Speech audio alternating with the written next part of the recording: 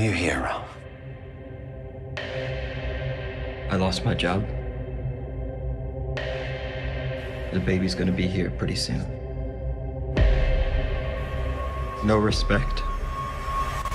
What do you do with those feelings? You know you could be a part of our family.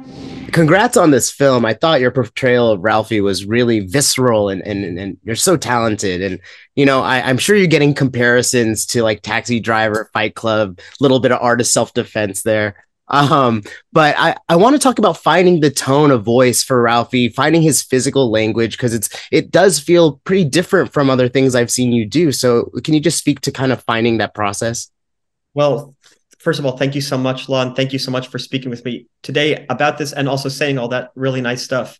That's very encouraging for me to hear. Yeah, in terms of like, you're kind of asking like some technical things, which I did think a lot about, which were things like, okay, how is this character going to look? How is this character going to sound? What is this character going to wear? Jewelry, hair color, earrings, etc. Because the character has a very different life experience than I do. So nothing was exactly immediately intuitive. Like, oh, I know what this guy is. So the director and I worked for almost close to 2 years, mostly because the movie kept getting pushed back, but that gave us a lot of preparation time to talk about vocal tonality. For a week, we were rehearsing the movie where I was using a kind of falsetto voice up here. And we're like, oh, will this work? And after a week, we thought it probably won't work, but actually for a while we were thinking this is perfect. This is exactly how he would sound, this kind of almost repressed voice where you can't, it's not speaking from his soul, from his chest, or diaphragm. And thinking about hair color. And then finally I got to do these interviews with guys who were part of this culture, both gym culture and also the culture from upstate New York, a kind of like more rural type culture than what I'm used to in, very urban New York. And so I would just have all of these recordings of these guys' interviews that I did. And so I would just make a mixtape of all of their lines that I wanted to copy. And so I would just play it for myself over and over. Sometimes even between takes, I would just bring my phone up to my ear and just, oh no, this is the voice I'm getting into. And then another thing, which was just going to the gym every day and not only learning about what that culture is, but like literally just the feeling of going there every day, the monotony, the feeling of why am I not getting bigger? Why am I standing next to this guy who seemed to just show up out of thin air and is humongous? And, and these kind of feelings of inadequacy, questioning sexuality, questioning physique, questioning your own manness and what does maleness mean? And just feeling like very confused and worried. Thank you for that. As an actor, as a storyteller, you're used to kind of holding a mirror up to society and kind of showing audiences what the world might look like from these perspectives. And when I think about kind of the message of this film, I can't help but hearken to the Andrew Tates of the world and that internet culture. And I know that John was saying at the Berlin International Film Festival that he wasn't looking at the internet for this. And so with that in mind, I'm curious, how did you personally research that part of the role? Did you find anything that surprised you about the people who do follow these kind of ideologies about hypermasculinity? Yes, great question. And you're exactly right that it was not intended to be based on these people. And yet while we were filming, or right before we were filming, some of these people, like the guy you mentioned, just became publicly much more known than they had been. And so of course everybody's on set thinking oh my God, this is that horrifying guy we just watched on tape. And I think it was just kind of it was a certain kind of feeling in the air as men become disillusioned and as gender roles start to become less binary, which obviously I think is wonderful, but for some people feels very traumatizing and tragic and scary, which is also understandable.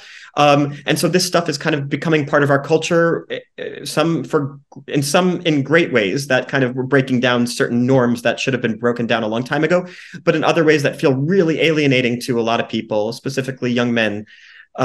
Is what I've been reading about and what I've been thinking about for this movie. And so I thought of myself as this kind of and my character as this person who really doesn't know who they are. And so to see somebody who is so assured, who is so confident, who seems to have figured everything out is really attractive and really alluring. And, those are like the people who join cults is, they're questioning their own identity. And at the same tragic time that they're questioning their identity, the right person comes along and fills all those gaps that person is missing. And that's what it is in this movie. So Adrien Brody plays this guy who's just, the most toxic leader that you can imagine. But because I'm coming to him at the exact right time, and because I brought into his classroom at the exact right time, it's like everything I was looking for, but also everything that will kill me. Yeah, I mean, I'm glad that you brought that up, because I think finding community for anyone is so important. But when you find the wrong one during a state of vulnerability, that can really derail where you want your life to go. And so kind of speaking to the guys, what was kind of like, how did you interpret the goals of that group? What did John give you to kind of position that group of guys to your cast? That's a great question, because it really brings in a far more diverse group of people than I expected. Mm-hmm. So, you think there's like a certain type of kind of, maybe even down to race, that it would be a certain kind of person coming into this.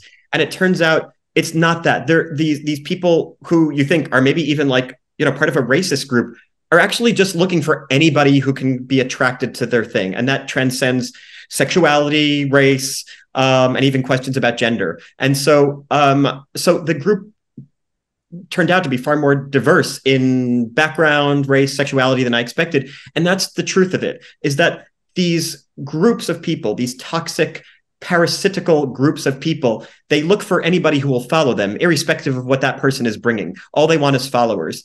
And so that's what this group is. It's just this group of basically people, and the only thing they have in common is kind of questions about their identity. They don't have similar backgrounds. They don't have similar professions, histories, race, gender, sexuality. Well, they'd have similar gender, but that's it, because it's such a misogynistic group of people. And it just tells you a lot about the characters. It told me and the other actors a lot about our characters, which is the thing that links us, is this just terrifying fear of the outside changing world. Totally. I've never been one to like buy into like the tough guy mindset, but it took, life experience and therapy and like burning some bridges to get there. But it did feel very real. Like what was happening to Ralphie does go to an extreme, obviously, but it did feel very real and grounded in what could be. That said, watching you portray him was really difficult, because he wore so much pain and desperation in these moments. And so speaking to the breaking down scenes where you're like lashing out, what does that do to you as an actor? I mean, obviously you're a professional and you've been doing it for a while now, but I have to imagine there's some kind of mental burden that comes with that when the cameras stop rolling. And how do you heal yourself from those scenes if you need it? Well, thank you for asking that, Law. That is like, in some ways, just what I'm most comfortable with, are scenes like that.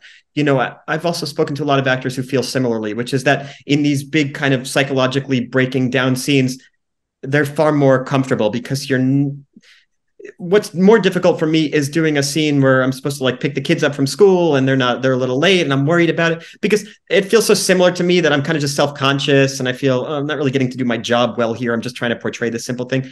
Then those other scenes are like, oh yeah, I know exactly what to do. I know what it feels like to have the bottom drop out psychologically, because I've struggled with my own issues. I know what that feels like. I feel cathartic going into that place, because I know afterwards I'm going to come out and I'm going to feel a bit of a weight lifted. It's like that kind of thing where like, you feel good after a great cry or something, because it's like, oh yeah, I've been walking around with this bad feeling in my head and I just haven't gotten to express it because I'm here at Chipotle all day, so getting to do that in a safe environment feels great. I wish I could do that every day as an actor, because I would feel better at the end of the day.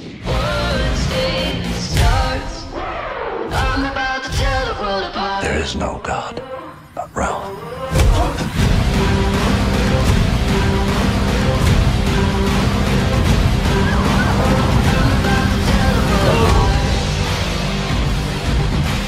What you decide will be the only thing there is.